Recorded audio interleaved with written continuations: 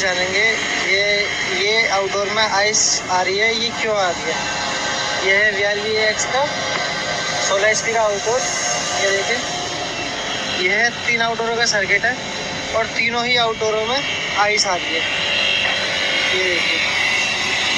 ये देखिए इसमें भी आ रही है और इसमें भी आ रही है।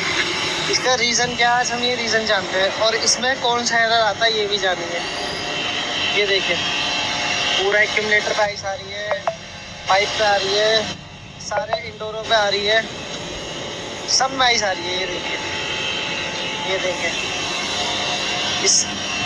ये रीज़न होता है, कई रीज़नों से आती है ये आइस और इसमें एरर आता है F4।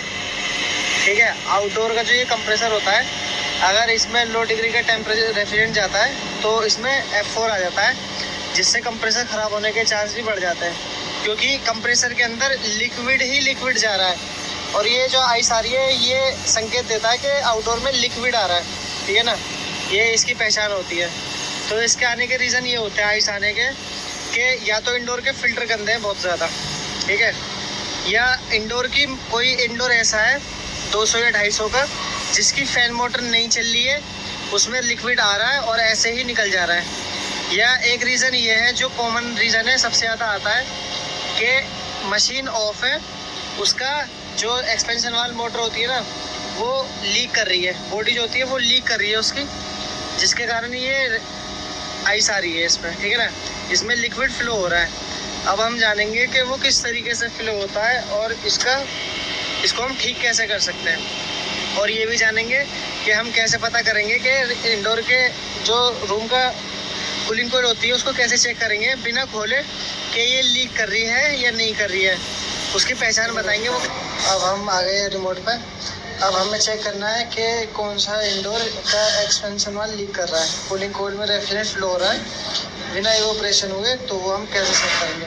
तो जैसे अभी हमने ये मशीन कूलिंग मोड पे कर दी है, तो हम देखेंगे सबसे पहले कि कितने डिग्री का लिक्विड आ रहा है। 708 रिजर्व करके 50 पे और 41 पे 02 की वैल्यू चेक करेंगे कि क्या वैल्यू आ रही है। अब 40 पे ये हमने कर दिया 41 और ये वैल्यू आ रही है हमारी 4 डिग्री सेल्सियस।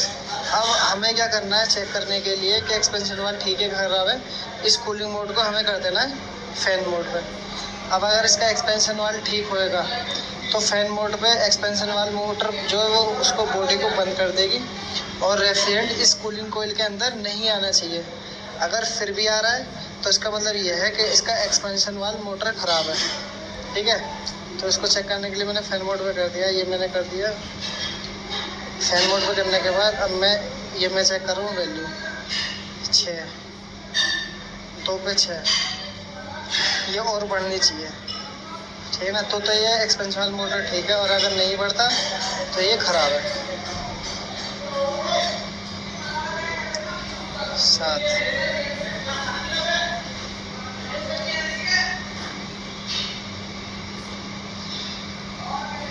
8, अब ये घटनी नहीं चाहिए और ये बढ़े धीरे 16, 17, 18 मतलब जो नॉर्मल एम्बिएंट टेम्परेचर है वहाँ तक भी चला जाए तो भी कोई दिक्कत नहीं है।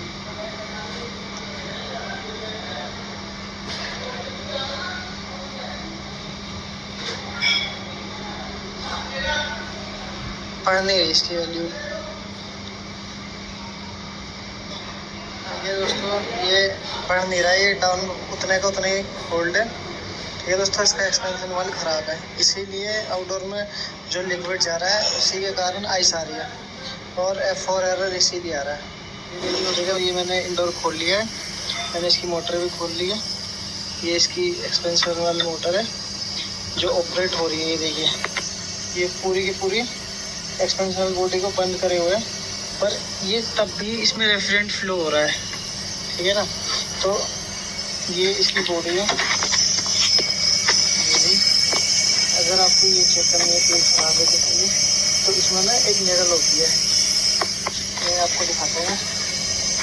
ये रही, अगर इसको इससे किसी भी चीज़ से दबाओ, अगर दबने के बाद रेफ्रिजरेंट फिर भी फ्लो हो रहा है, जैसे मैंने दबा दिया है रेफ्रिजरेंट फिर भी फ्लो हो रहा है, साउंड आपको आ ही रहा होगा, तो इससे ये पता चलता है ये मैंने दबा रखा है।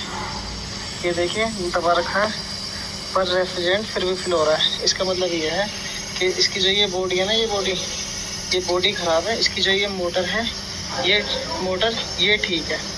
अब ये मोटर इसको दबा तो रही है इसको, पर ये पूरा का पूरा रास्ता ब्लॉक नहीं कर रही, ठीक है ना। तो इसकी ये चीज़ बॉडी ख़राब है, जिसके कारण ये रेफ्रिजरेंट पूरा फ्लो हो रहा है और F4 आ रहा है बार बार, ठीक है ना। तो यही है इसमें। अब इसकी ये बॉडी चेंज होएगी और मोटर चेक करेंगे फिर कि मोटर काम कर रही है सही तरीके से, नहीं कर रही, फिर ये प्रॉब्लम रिजॉल्व होएगी। और कभी भी F4 आए तो ज़्यादातर यही रीज़न होता है, या इसकी जो मोटर है वो नहीं चल रही होती, कूलिंग कॉइल में रेफ्रिजरेंट फ्लो होता है, ठीक है ना, ये भी रीज़न होता है।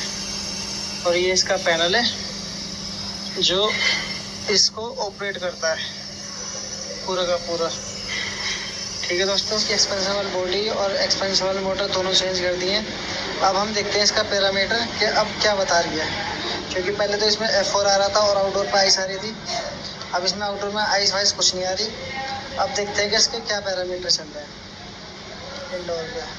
अभी हमने कूलिंग मोड पे कर रखा है और इसके 8 डिग्री लिक्विड आ रहा है और 22 डिग्री गैस है। तो अभी मशीन काफ़ी देर हो गई चल देते हैं। 8 डिग्री लिक्विड। अब हम इसको कर देते हैं, ये हमने कर दिया फैन मोड में।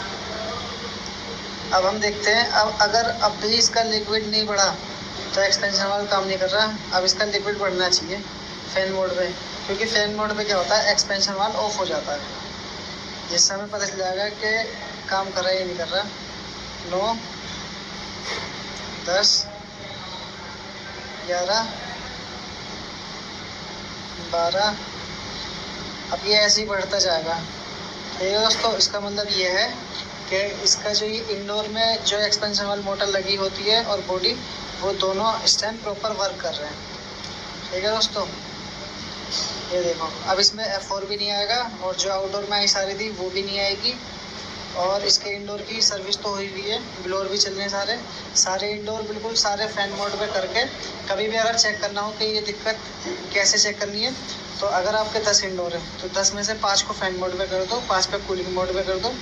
जो आप 5 फैन मोड पे करे हैं उन 5 का डाटा चेक कर लो, लिक्विड का वो बढ़ा होना चाहिए। अगर उनमें से कोई सा भी घट रहा है तो उस इंडोर में दिक्कत है। फिर वैसे ही सेम ऐसे उल्टा कर दो, जो पहले फैन मोड पे करे थे उनको कूलिंग मोड पे कर दो, और जो कूलिंग मोड पे थे उनको फैन मोड पे करके फिर उन 5 का भी ऐसे ही चेक कर लो सेम, ठीक है। ये प्रॉपर वीडियो F4 की और आइसिंग की, ठीक है दोस्तों। ये देखो 17 हो गया है, बिल्कुल परफेक्ट चल रही है मशीन इस टाइम।